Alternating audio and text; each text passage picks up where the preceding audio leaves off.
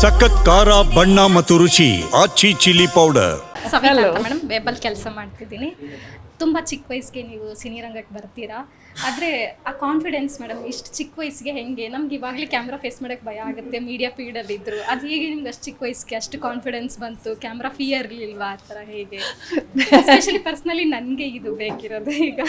ನಂಗೆ ಗೊತ್ತಿಲ್ಲ, ನಾನು ತುಂಬ ಚಿಕ್ಕ ಮಗುವಿಂದ ಕ್ಯಾಮ್ರಾ ಫೇಸ್ ಮಾಡ್ತಾ ಇದ್ದೀನಿ. ಅಂದರೆ ನಾನು as a child model start ಮಾಡಿದ್ದು ನನ್ನ ಕೆರಿಯರ್ನ. ಸೊ ಹಾಗಾಗಿ ಕ್ಯಾಮ್ರಾ ಅಂದರೆ ಏನು ಅನ್ನೋದು ಗೊತ್ತಿಲ್ಲ.